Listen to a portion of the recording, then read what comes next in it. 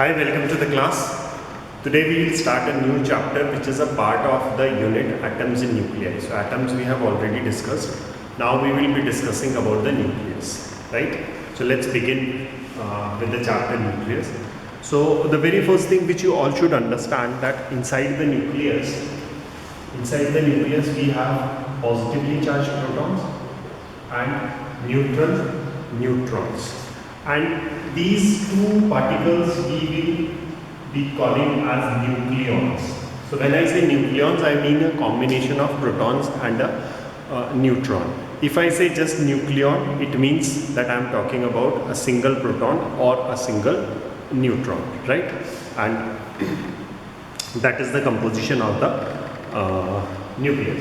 Now, how do I represent the nucleus of any atom? So the basic representation of any nucleus is ZXA. What is X? X could be any nucleus, okay, which is there. It could be hydrogen nucleus, helium nucleus, any nucleus. What is Z? Z is what we call atomic number. Atomic number is nothing but the number of protons. We know that which are further equal to number of electrons. Because an atom is electrically neutral. Electrically neutral means it has equal number of protons and neutrons, protons and electrons. Now what is A? A is mass number, and this mass number is number of protons plus number of neutrons. Now you know that this number of protons I can write Z because Z represents the number of protons. So it will be Z plus number of neutrons, and this is equal to mass number, which is A. So Z I am bringing here. So A minus Z is equals to what? Number of neutrons. So number of neutrons is equals to A minus Z. So that is about the number of protons, electrons and neutrons, right? So I want you people to calculate the number of protons, electrons and neutrons for this uranium. So uranium is 92U235. So you calculate the number of electrons, protons and neutrons. I know that you people would do it. That is very easy. Now the guys, very important thing which we have to understand here is this, that these two protons which are positively charged, they are residing inside the nucleus. You know that since they are positively charged and they are the charged particle, so a force of repulsion, an electrostatic force of repulsion must be acting between them, which will separate them apart. So if that is the case, how they are able to reside inside the nucleus?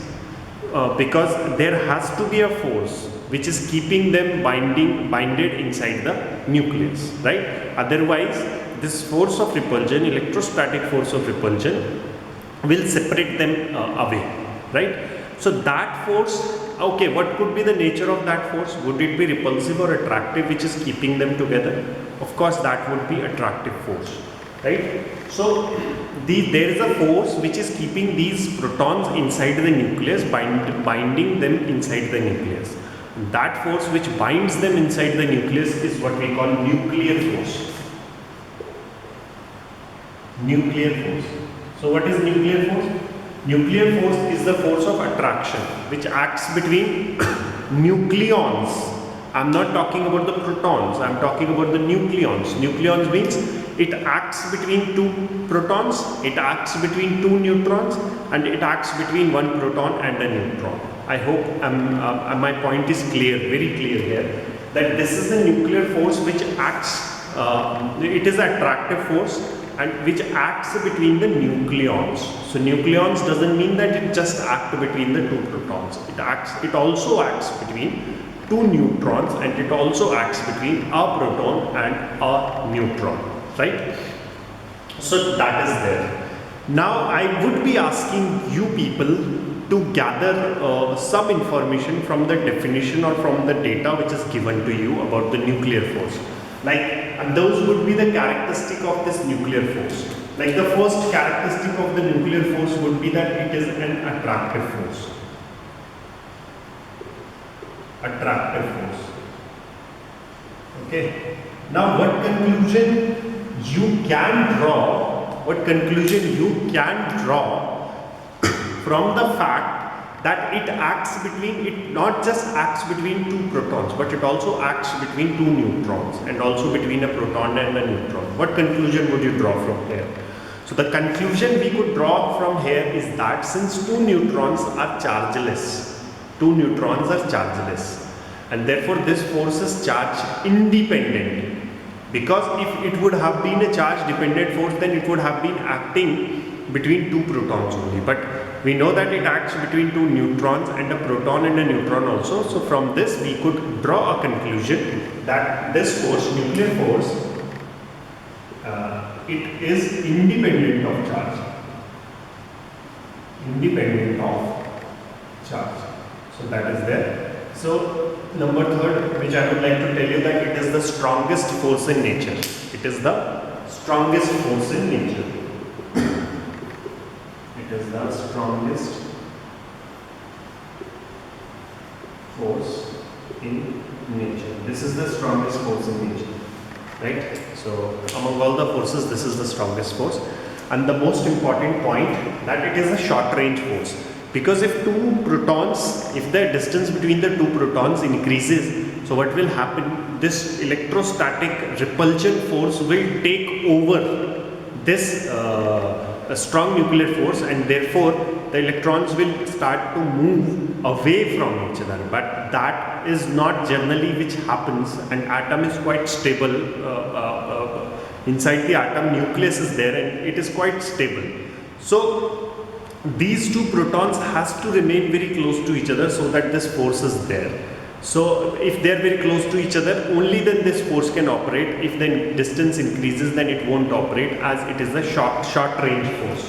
So the fourth characteristic about this force, that it is a short range force.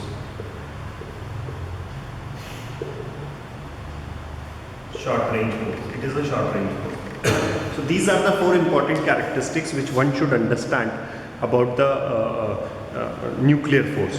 Now next, we need to understand the nucleuses have their own classifications. Like one type of nucleus, we have something known as isotopes. So what are isotopes? Isotopes are the nucleus which have same atomic number but different mass number. Isotopes, we have same atomic number. So I am writing it as Z, and from now onwards I will just write the atomic number as Z. So you people should understand what I am writing. And second thing, they have same atomic number and different mass number. I will not write it again, you should understand that. And the example for it is, of course, hydrogen, 1H1, 1H2. So as you could see, the atomic number is same, but the mass number is different. Similarly, you could gather that chlorine is the example. 17, chlorine 25, 17, chlorine 37. So these are the isotopes. Next type of classification is what we call isobars, and in isobars, it is the opposite of this. Opposite, I mean, here we have same atomic number and different mass number. Here we will have same mass number, different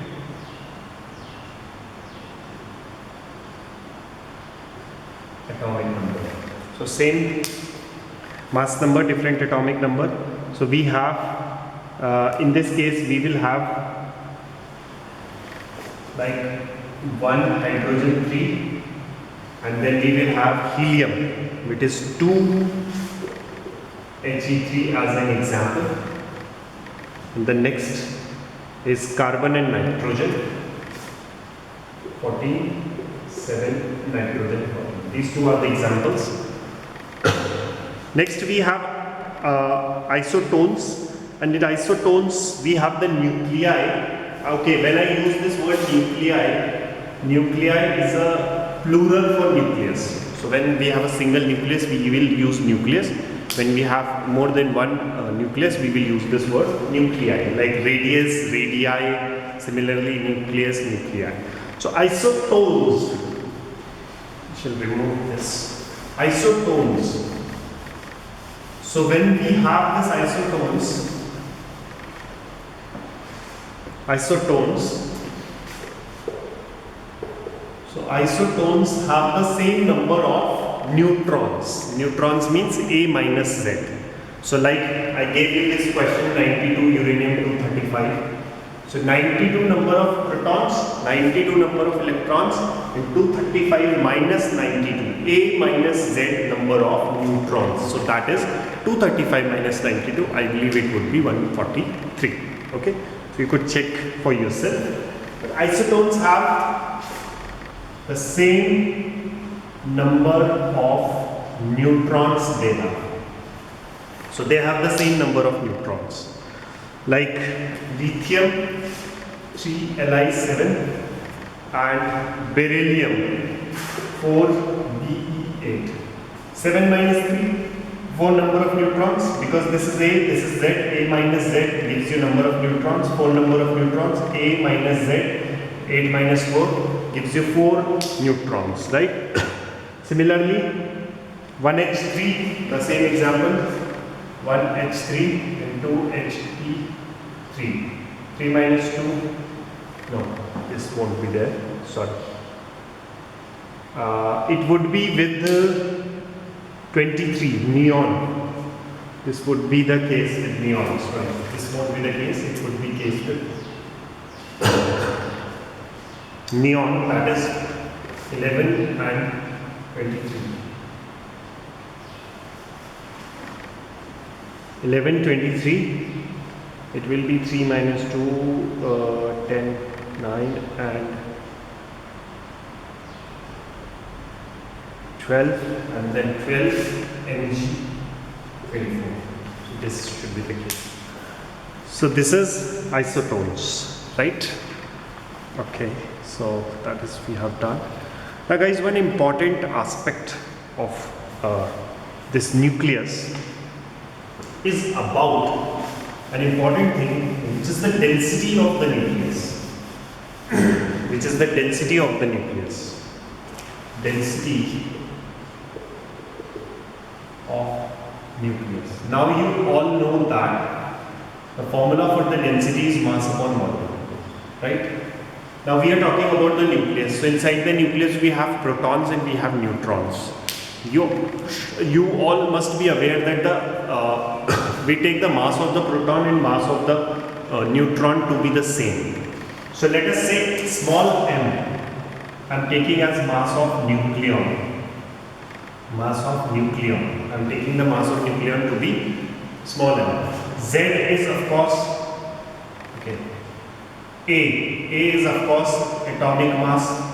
Atomic mass means number of protons plus number of neutrons. So total number of protons plus total number of neutrons is given by them. So what will be the total mass of nucleus? Mass of nucleus. So total number of protons and total number of, means this is the atomic mass, which gives the total number of nucleons. So nucleons means combinedly we are talking about proton and neutron. So total number of nucleon, one nucleon has this mass. One nucleon has this mass. So what will be the total mass? It will be m into A. So what will be the density? Density will be mass into A upon V. Now it must be spherical. The nucleus has to be spherical, so it will be 4 upon 3 pi r cube. 3 goes up, so it is 3 ma upon 4 pi r cube.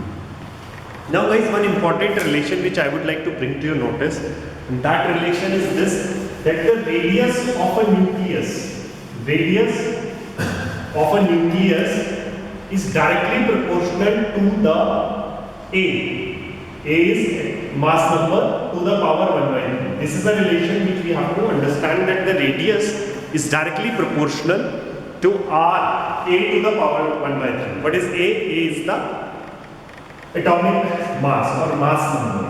If I move this, there is a constant R0. R0 is a constant of proportionality. So I could use this relation here, and if I put it here, it will be 3ma upon 4 pi.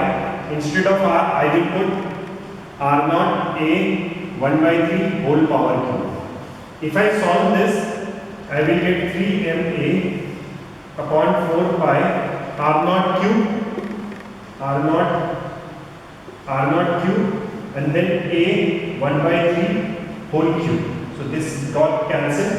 I am left with just A got cancelled, and what I am left with is this, that the density is equals to 3m upon 4 pi R naught ka cube. Guys, here you could see that the density is independent of the mass number. Density is independent of the mass number because there is no A there, and this is an important relation to understand. I hope this you could understand easily after going through this.